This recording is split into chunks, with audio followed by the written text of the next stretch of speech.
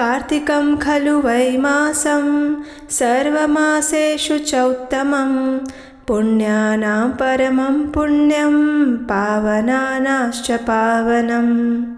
स्कंद पुराण में वर्णन आता है कि कार्तिक मास समस्त मासों में उत्तम है और समस्त पुण्यों में परम पुण्य को प्रदान करने वाला है और सभी पावनों में सर्वाधिक पावन मास है। सभी व्रतों का फल केवल एक जन्म तक रहता है, लेकिन कार्तिक मास व्रत का फल 100 जन्मों तक प्राप्त होता रहता है। हरे कृष्णा।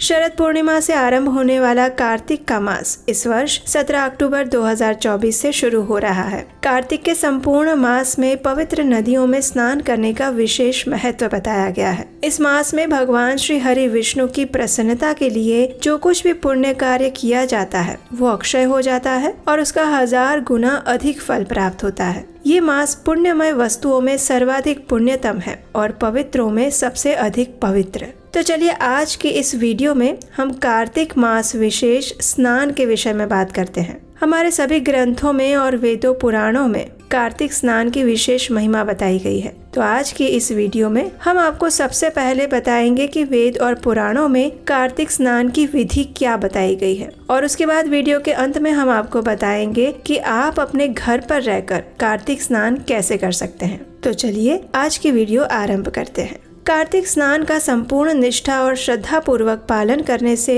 व्यक्ति के समस्त जन्मों के पाप नष्ट हो जाते हैं। उसे सुख, शांति और मोक्ष की प्राप्ति होती है। कार्तिक व्रत का पालन करने वाले व्यक्ति की सभी मनोकामना पूर्ण होती है। इस दिन चंद्रोदय पर शिवा, संभूति, संतति, प्रीति, अनसूया और क्षमा इन 6 कृतिकाओं का अवश्य पूजन करना चाहिए। जो भी पापी मनुष्य हो उसे भी कार्तिक मास में शालिग्राम का पूजन अवश्य करना चाहिए। भगवान वासुदेव का स्मरण करना चाहिए और ऐसा करने से उसे मोक्ष की प्राप्ति होती है। कार्तिक मास में भगवान श्री हरि की प्रसन्नता हेतु विष्णु मंदिर या शिव मंदिर में रात्रि जागरण करने के लिए भी हमारे शास्त्रों में कहा गया है। अगर मंदिर जाकर जागरण करना संभव ना हो तो आप अपने घर पर भी रात्रि के प्रथम प्रहर तक जागरण कर सकते हैं। पीपल के वृक्ष या तुलसी के सानिध्य में भी जागरण करना श्रेष्ठ माना गया है। भगवान विष्णु के समीप उनकी लीलाओं का, उनकी कथाओं का श्रवण और कीर्तन करने से मनुष्य हर प्रकार की आपत्तियों से मुक्त हो जाता है।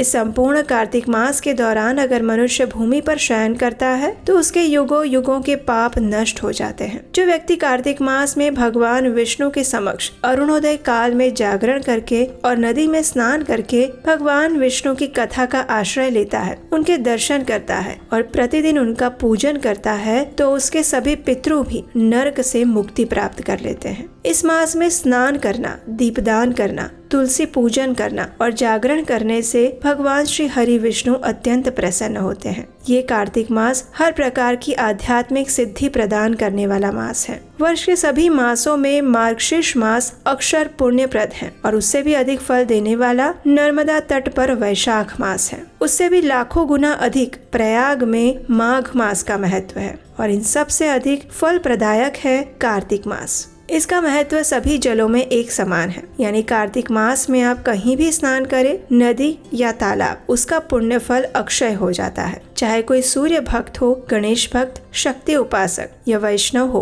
उन सभी को अपने पापों का निवारण करने हेतु कार्तिक स्नान अवश्य करना चाहिए। अश्विनी पूर्णिमा से कार्तिक पूर्णिमा तक भगवान शिव को और भगवान दामोदर को प्रसन्न करने के लिए ये स्नान किया जाता है। देवी पक्ष यानी कि अश्विन शुक्ल प्रतिपदा से कार्तिक शुक्ल चतुर्दशी की महारात्रि तक भगवती दुर्गा को प्रसन्न करने के लिए स्नान किया जाता है। गणेश जी की प्रसन्नता हेतु अश्विनी कृष्ण चतुर्दशी से लेकर कार्तिक मास के कृष्ण पक्ष की चतुर्दशी तक नियम पूर्वक स्नान किया जाता है। जो भी अश्विन मास के शुक्ल पक्ष की एकादशी से लेकर कार्तिक मास के शुक्ल पक्ष की एकादशी तक कार्तिक व्रत समापन करता है, उस पर भगवान जनार्दन अत्यंत प्रसन्न होते हैं। जो व्यक्ति दूसरे के संग से अथवा अपने कार्तिक स्नान की महिमा अपने आप जानकर अथवा अनजाने में भी कार्तिक मास में प्रातः स्नान का नियम पूर्वक पालन करता है, उसे कभी भी यम यातना नहीं भुगतनी पड़ती। जो भी ब्राह्मण कार्तिक मास में प्रातः स्नान करते हैं, उन्हें वस्त्र प्रदान करने से भी कार्तिक स्नान का पुण्य फल प्राप्त होता है।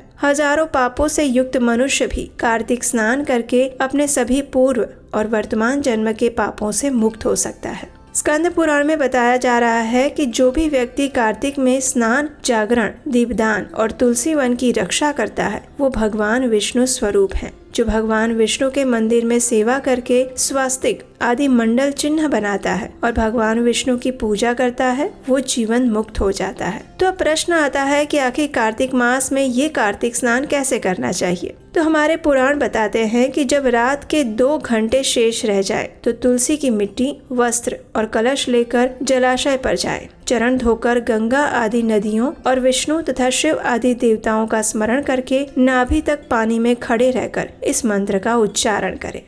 कार्तिकदाहं करिष्यामि प्रातः स्नानं जनार्दन प्रीत्यर्थ तव देवेश दामोदर मया सह।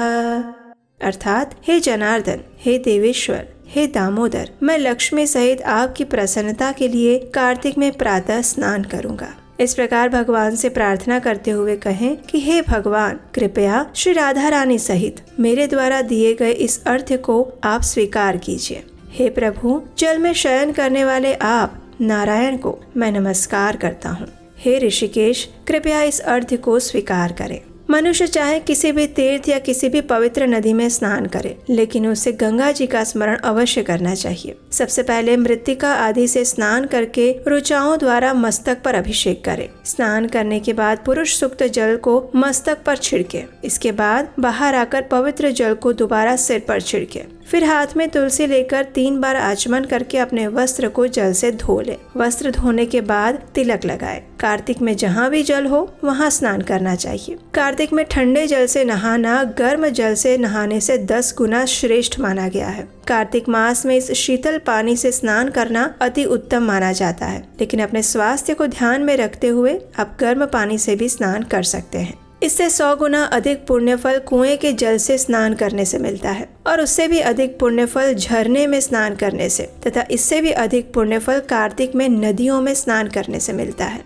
नदियों में स्नान करने से 10 गुना अधिक पुण्यफल वहाँ मिलता है जहाँ 2 नदियों का संगम होता है, और अगर कहीं 3 नदियों का संगम होता है तो वहाँ पर मिलने वाले पुण्य फल की कोई सीमा नहीं है। सिंधु, कृष्णा, वेणी, यमुना, सरस्वती, गोदावरी, विपश्या, नर्मदा, तमसा, माही, कावेरी, सरयू, क्षिप्रा, चर्मण्यवती, विदास्ता, वेदिका, शोणभद्र, वेत्रवती, अपराजिता, गंडकी, गोमती, पूर्णा, ब्रह्मपुत्र, मानसरोवर, वाग्मती, शतद्रु, ये सभी तीर्थ कार्तिक में अत्यंत दुर्लभ हैं। इसलिए अगर आपके आसपास में इसमें से कोई भी नदी स्थान है तो आपको इसमें स्नान अवश्य करना चाहिए। सर्वोत्तम स्थान बद्रिकाश्रम है। बद्रिकाश्रम से अयोध्या तक, अयोध्या से गंगा द्वार तक और गंगा द्वार से कनखल तक और कनखल से सर्वोत्तम है मथुरा, क्योंकि कार्तिक में भगवान राधा कृष्ण स्वयं इस मथुरा मंडल में निवास करते हैं और वहाँ पर स्नान करते हैं। इसलिए आप मथुरा में यमुना स्नान भी कर सकते हैं।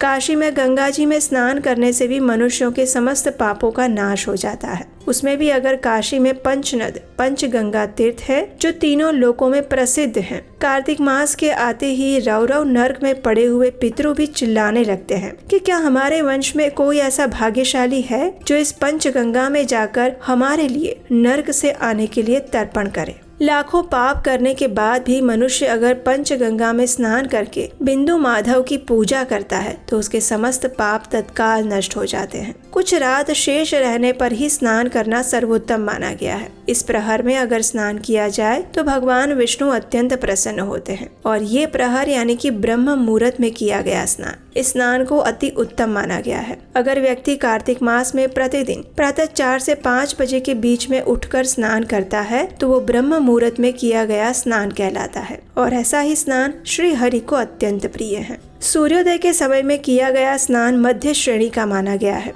जब तक कि कृतिका अस्त ना हो जाए तब तक के स्नान को उत्तम माना गया है, अन्यथा विलंब से किया गया स्नान कार्तिक स्नान की श्रेणी में नहीं आता। जो भी व्यक्ति प्रातः काल उठकर तीर्थ में स्नान करता है वो सब प्रकार के पापों से मुक्त होकर परब्रह्म परमात्मा को प्राप्त करता है। लेकिन प्रत्येक व्यक्ति के लिए नदी, तालाब या तीर्थ स्थान में स्नान करना संभव नहीं हो पाता है। तो ऐसे समय में क्या करें? तो ऐसे समय में व्यक्ति अपने घर पर ही मानसिक संकल्प लेकर अपने स्नान करने के जल में थोड़ा सा गंगा जल मिलाकर भी सभी नदियों के नामों का जाप करते हुए स्नान कर सकता है। और ये स्नान अगर प्रातः ब्रह्म मुहूर्त में किया जाए तो उसका कार्तिक स्नान के बराबर ही पुण्य फल प्राप्त होता है। जब आप घर पर कार्तिक स्नान करने का संकल्प लेते हैं तो 2 चीजें अवश्य ध्यान में रखिएगा। पहला कि ये स्नान आपको प्रातः काल ब्रह्म मुहूर्त में ही करना है, यानी सुबह 4 से 5 के बीच में। और दूसरा, जब आप स्नान करने के लिए जाते हैं तो संपूर्ण निर्वस्त्र होकर स्नान नहीं करना है। और स्नान करने से पहले आपके स्नान के जल में अगर संभव है तो गंगा या यमुना जल की कुछ बूंदें डाल दीजिए। उसके बाद हाथ में उस जल को लीजिए और सभी नदियों का आवाहन करते हुए इस श्लोक का उच्चारण करिए। गंगेशैव यमुनेशैव गोदावरी सरस्वती नर्मदा सिंधु कावेरी जलस्मिन् सन्निधे कुरु। इस श्लोक का अर्थ ये होता है कि आप सभी पवित्र नदियों का आवाहन करते हैं और उन्हें प्रार्थना करते हैं कि वे सभी आपके स्नान के जल में प्रविष्ट हो जाए। तो इसका अर्थ ये होता है कि आपके जल में अब वो सभी पवित्र नदियों का आगमन हो चुका है और अप्रत्यक्ष रूप से आप पवित्र नदियों के जल में ही स्नान कर रहे हैं। सबसे महत्वपूर्ण होती है मनुष्य की चेतना, इसलिए अगर आप मानसिक रूप से शुद्ध चेतना के साथ पूर्ण भक्ति भाव के साथ अगर अपने घर पर भी इस प्रकार का स्नान करते हैं तो वो भी पवित्र नदियों में किए गए कार्तिक स्नान के बराबर ही माना गया है। स्नान के तत्व को विस्तार से जानने के लिए हमारे शास्त्रों में स्नान के 4 प्रकार बताए गए हैं। वायव्य, वरुण, ब्रह्म और दिव्य। जो कंठ के माध्यम से किया जाता है वो स्नान वायव्य कहलाता है। समुद्र आदि के जल में स्नान किया जाता है उसे वरुण स्नान कहते हैं। वेद मंत्रों के उच्चारण के साथ जो स्नान होता है उसे ब्रह्म स्नान कहते हैं। और जो जल, वर्षा या सूर्य की किरणों के माध्यम से हमारे शरीर पर पड़ता है उसे दिव्य स्नान कहा गया है। इन सभी स्नानों में वरुण स्नान सर्वोत्तम है। ब्राह्मण, क्षत्रिय और वैश्य को मंत्रोच्चार के साथ स्नान करना चाहिए। स्त्रियों और शूद्रों के लिए ये बताया गया है कि स्नान के समय अगर वे मंत्रों का जाप नहीं कर पाते हैं तो भी उससे कोई हानि नहीं पहुंचती। प्राचीन काल में श्रेष्ठ तीर्थ पुष्कर में नंदा संगम था। वहाँ नंदा की सलाह पर राजा प्रभंजन ने कार्तिक मास में पुष्कर नदी में स्नान करके व्याघ्र योनि से मुक्ति प्राप्त की थी। और नंदा को भी कार्तिक मास में पुष्कर के स्पर्श मात्र से परम धाम मिला था। तो इस प्रकार कार्तिक मास में इंद्रियों पर संयम रखते हुए आकाश में ग्रह मंडल, तारों और नक्षत्रों की स्थिति में सूर्योदय होने से पहले ही ब्रह्म मुहूर्त में पुण्य प्राप्ति के लिए स्नान करना चाहिए और इसके बाद भगवान श्री हरि की पूजा करनी चाहिए। भोजन के समय जौ, गेहूं, मूंग, दूध, दही और घी आदि का भोजन करना चाहिए। इससे हर प्रकार के रोग और पाप नष्ट हो जाते हैं। इस मास में किसी भी प्रकार के नशीले पदार्थों का सेवन ना करें। लहसुन, प्याज और मांसाहार जैसे तामसिक आहार का भी सेवन त्याग दें। ब्रह्मचर्य का पालन करते हुए भूमि पर शयन करें। और इस कार्तिक मास में व्रत रखना, स्नान करना और दान देने का सबसे अधिक महत्व बताया गया है। कार्तिक मास में श्री हरि जल में ही निवास करते हैं, अतः इस मास में गंगा स्नान, यमुना स्नान, दान, दीप, हवन, यज्ञ आदि करने से सांसारिक पाप नष्ट हो जाते हैं और व्यक्ति को मृत्यु के बाद आध्यात्मिक लोक की प्राप्ति होती है। इस कार्तिक मास का पालन करने की भी एक विशेष विधि है। इस मास के अंदर हमें कुछ ऐसे कार्य हैं जो करने चाहिए और कुछ ऐसे कार्य हैं जो बिल्कुल नहीं करने चाहिए। तो अगर आप इस कार्तिक मास की संपूर्ण व्रत विधि जानना चाहते हैं तो हमारे चैनल पर इससे जुड़ा हुआ भी एक वीडियो हमने अपलोड किया है, वो भी आप जाकर सुन सकते हैं। उसका लिंक नीचे डिस्क्रिप्शन बॉक्स में मिल जाएगा। इस कार्तिक मास में प्रयास करें कि अपनी चेतना को शुद्ध और सात्विक बनाकर रखें, तभी जाकर इन सभी नियमों के पालन करने का पूर्ण फल मिलता है। अगर आपको कार्तिक स्नान की ये विधि अच्छी लगी है तो इसे अपने मित्रों तथा परिवारजनों को भी शेयर कर सकते हैं। और इस कार्तिक मास में प्रतिदिन भगवान श्री हरि की कथा का श्रवण करने के लिए आपके अपने इस चैनल को याद से सब्सक्राइब कर लीजिए, नोटिफिकेशन ऑन कर लीजिए और आप हमारे व्हाट्सएप तथा टेलीग्राम ग्रुप के साथ भी जुड़ सकते हैं। उन दोनों का लिंक हमने नीचे डिस्क्रिप्शन बॉक्स में भी दिया गया है। तो चलिए पूर्ण श्रद्धा, निष्ठा और भक्ति भाव पूर्वक इस कार्तिक मास का पालन करते हैं और परम भगवान श्री हरि को प्रसन्न करने का प्रयास करते हैं, क्योंकि ये अवसर बार बार नहीं मिलता। हरे कृष्णा। तो आइए अब हम इस पवित्र कार्तिक मास में तुलसी देवी की आरती करते हैं। प्रतिदिन तुलसी देवी की पूजा करते हुए इस तुलसी आरती का स्तवन, पठन और श्रवण करना चाहिए। तो आइए अब हम उसी तुलसी आरती का श्रवण करते हैं। नमो नमः तुलसी कृष्ण प्रेयसी नमो नमः राधा कृष्ण सेवा पावो एही अभिलाषी ये तोमार शरण लो तारा वांछा पूर्ण हो कृपा करी करो तारे वृंदावन वासी नमो नमः तुलसी कृष्ण प्रेयसी नमो नमः राधा कृष्ण सेवा पावो एही अभिलाषी ये तोमार शरण लो तारा वांछा पूर्ण हो कृपा करी कर तारे वृंदावन वासी मोर एही अभिलाष विलास कुंज दियो वास नयने हरिबो सदा युगल रूप राशि एही निवेदन धर सखीरनुगत करो सेवाधिकार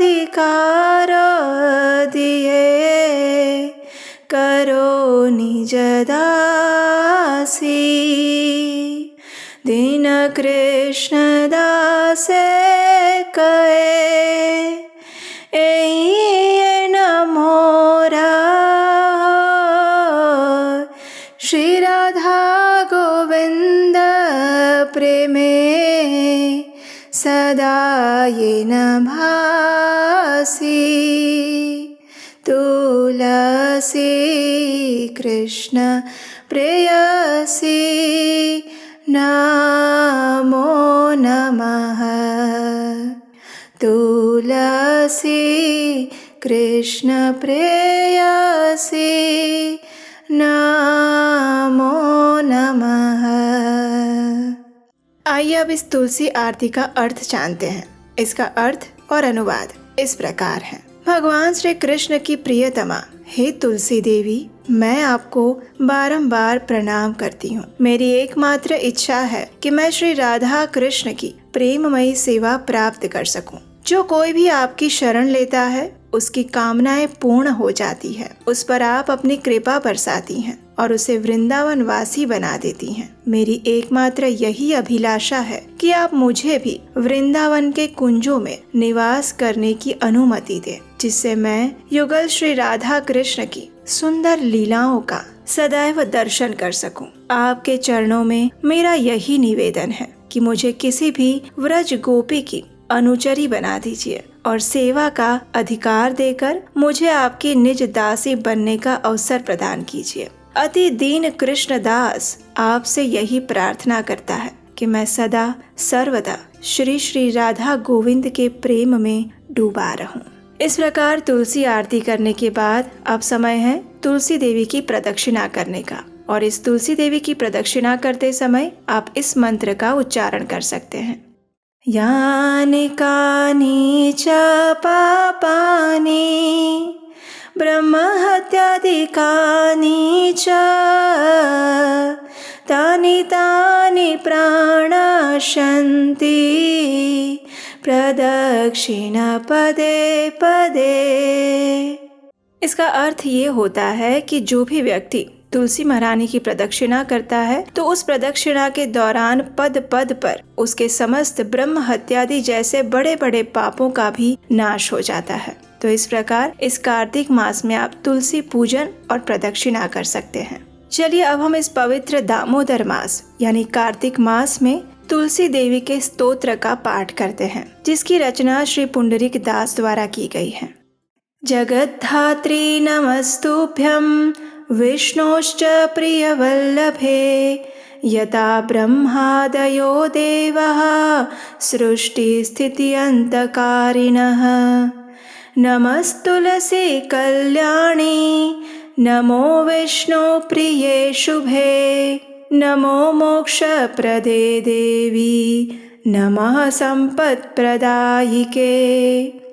तुलसी पातु मां नित्यं सर्वापदभ्योऽपि सर्वदा कीर्तितापि स्मृता वापि पवित्रति मानवम्।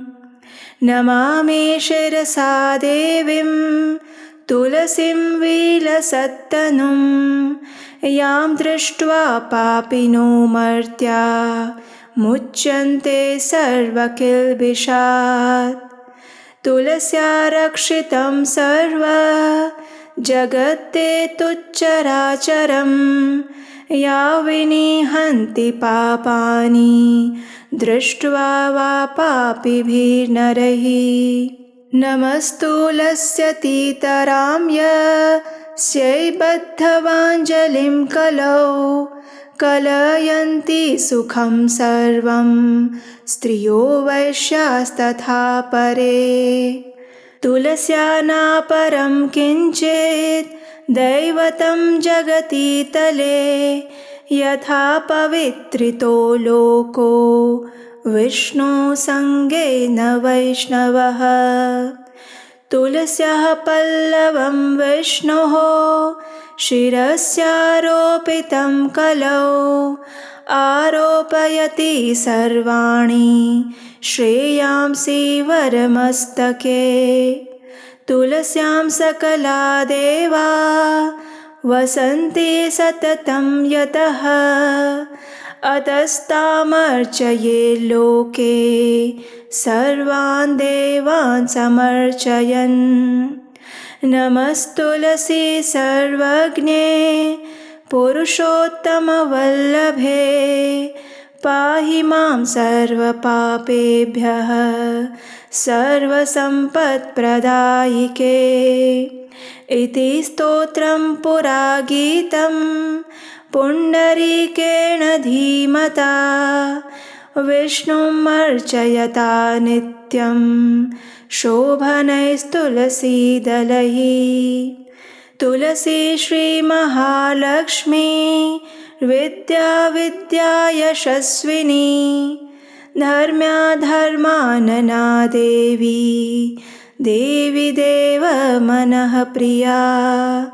लक्ष्मी प्रिय सखी देवी द्यौर्भूमिरचला चला षोडशैतानि नामानि तुलस्या कीर्तयन्नरः।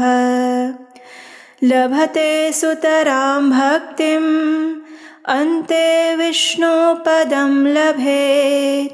तुलसी भूर्महालक्ष्मीः पद्मिनी श्रीहरिप्रिया। तुलसी श्रीसखी शुभे पापहारिणि पुण्यदे नमस्ते नारद नूते नारायण मनः प्रिये।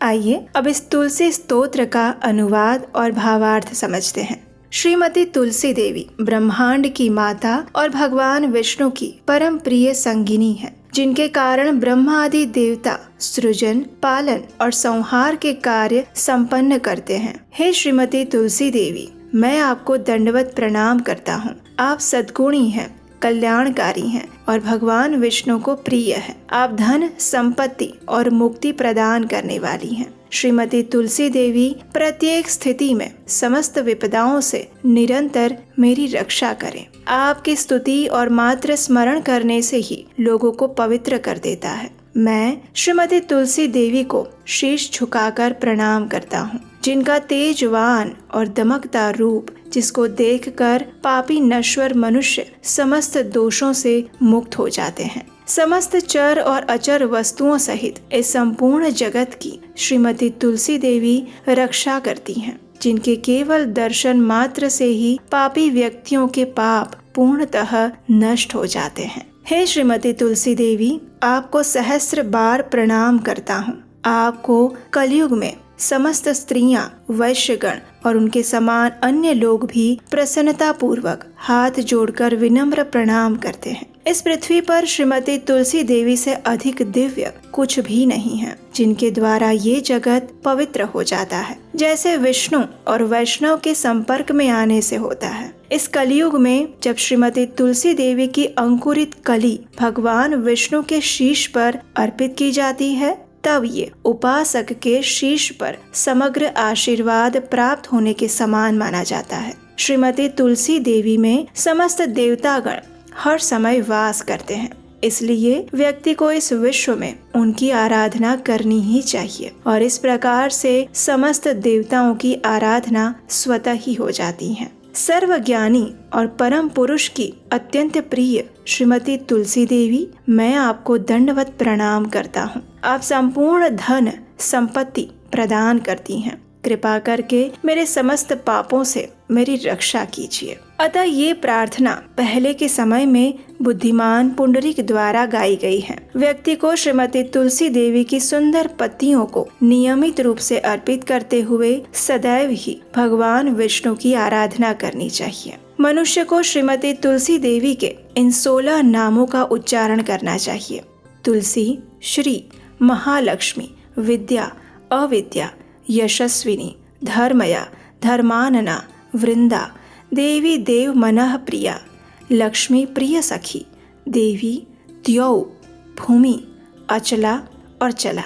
वह और अधिक निष्ठा और भक्ति प्राप्त करता है और अंत में भगवान विष्णु के धाम को प्राप्त करता है। श्रीमती तुलसी देवी भूमि, महालक्ष्मी, पद्मिनी तथा श्री हरि प्रिया के नाम से भी जानी जाती हैं। मैं श्रीमती तुलसी देवी को बारंबार दंडवत प्रणाम करता हूँ। आप श्रीमती लक्ष्मी देवी की अत्यंत प्रिय मित्र, शुभ चिंतक, पापों को हरने वाली, आध्यात्मिक गुणों को प्रदान करने वाली, नारद मुनि द्वारा प्रशंसनीय और भगवान श्री नारायण के मन की प्रिया हैं। इस प्रकार प्रतिदिन इस कार्तिक मास में इस तुलसी स्तोत्र का पठन और श्रवण करना अत्यंत पुण्यशाली माना गया है। तो आइए इस परम मंगलमय कार्तिक मास में अब हम तुलसी अष्टकम का पाठ करते हैं। इस अष्टकम का वर्णन हमें ब्रह्म वैवर्त पुराण में मिलता है। एक समय जब तुलसी देवी भगवान से रुष्ट होकर अंतर्धान हो गई थी, उस समय भगवान उनके विरह में आतुर होकर वृंदावन चले गए और उन्होंने वहाँ पर तुलसी देवी की पूजा और स्तुति की। और उस समय उन्होंने जिस मंत्र और स्तोत्र की रचना की थी, वो स्तोत्र इस प्रकार है। श्री भगवानुवाच वृन्दारूपाश्च वृक्षाश्च यदैकत्र भवन्ति च विदुर्बोधास्तेन वृन्दां मत्प्रियां तां भजाम्यहम्। पुरा बभूव या देवी त्वादौ वृन्दावने वने तेन वृन्दावनी ख्याता सौभाग्यां तं भजाम्यहम्। असंख्येषु च विश्वेषु पूजिताया निरन्तरं तेन विश्वपूजिताख्यां जगत्पूज्यां भजाम्यहम्। असंख्यानि च विश्वानि पवित्राणि यया सदा तां विश्वपावनीं देवीं विरहेण स्मराम्यहम्। देवान् तुष्टः पुष्पाणां समूहेन यया विना तां पुष्पसारां शुद्धां च द्रष्टुमिच्छामि शोकतः। विश्वे यत्प्राप्तिमात्रेण भक्तानन्दो भवेत् ध्रुवम्। नन्दिनी तेन विख्याता सा प्रीता भवताद्धि मे। यस्या देव्यास्तुला नास्ति विश्वेषु निखिलेषु च। तुलसी तेन विख्यातां यामि शरणं प्रियाम्। कृष्ण जीवन रूपाया शश्वत्प्रियतमा सती। तेन कृष्ण जीवनीति मम रक्षतु जीवनम्। मम रक्षतु जीवनम्। आइए अब हम इस तुलसी अष्टकम का अर्थ जानते हैं। श्री भगवान ने कहा, जब वृंदा रूप वृक्ष एकत्र होते हैं तब वृक्ष समुदाय अथवा वन को बूढ़जन वृंदा कहते हैं। ऐसी वृंदा नाम से प्रसिद्ध अपनी प्रिया तुलसी की मैं उपासना करता हूँ, जो देवी प्राचीन काल में वृंदावन में प्रकट हुई थी, अतएव जिसे वृंदावनी कहते हैं। उस सौभाग्यवती देवी की मैं उपासना करता हूँ, जो असंख्य वृक्षों में निरंतर पूजा प्राप्त करती हैं, अतः जिनका नाम विश्व पूजिता पड़ा है। उस जगत पूज्या देवी की मैं उपासना करता हूँ। हे देवी, जिसने सदा अनंत विश्वों को पवित्र किया है, उस विश्व पावनी देवी का मैं विरह से आतुर होकर स्मरण करता हूँ, जिसके बिना अन्य पुष्प समूहों के अर्पण करने पर देवता प्रसन्न नहीं होते। ऐसी पुष्प सारा, पुष्पों में सारभूता शुद्ध स्वरूपिणी तुलसी देवी का मैं शोक से व्याकुल होकर दर्शन करना चाहता हूँ। संसार में जिसकी प्राप्ति मात्र से भक्त परम आनंदित हो जाता है, इसलिए नंदिनी नाम से जिसकी प्रसिद्धि है, वे भगवती तुलसी देवी अब मुझ पर प्रसन्न हो जाए। जिस देवी की अखिल विश्व में कहीं तुलना नहीं है, अतएव जो तुलसी कहलाती हैं, उस अपनी प्रिया की मैं शरण ग्रहण कर रहा हूँ। वह साध्वी तुलसी वृंदा रूप से भगवान श्री कृष्ण की जीवन स्वरूपा है और उनकी सदा प्रियतमा होने से कृष्ण जीवनी नाम से विख्यात है। वो देवी तुलसी मेरे जीवन की रक्षा करे। इस अष्टकम की रचना स्वयं भगवान श्री कृष्ण द्वारा की गई है, तो इससे हम समझ सकते हैं कि यह कितना पुण्य प्रदायक और मंगलकारी है। और इस कार्तिक मास में इसका प्रतिदिन पठन या श्रवण करने से मनुष्य के पूर्व जन्मों के सभी पाप तो नष्ट हो ही जाते हैं, लेकिन उसे वृंदा देवी की विशेष कृपा प्राप्त होती है। और कहा जाता है कि भगवान के धाम यानी गोलोक वृंदावन में यदि प्रवेश करना है तो श्रीमती तुलसी देवी की आज्ञा के बिना वो संभव नहीं हो सकता। इसलिए श्रीमती तुलसी देवी की कृपा प्राप्त करने के लिए इस कार्तिक मास में प्रतिदिन इस अष्टकम पाठ का श्रवण या पठन करना चाहिए। हरे कृष्ण।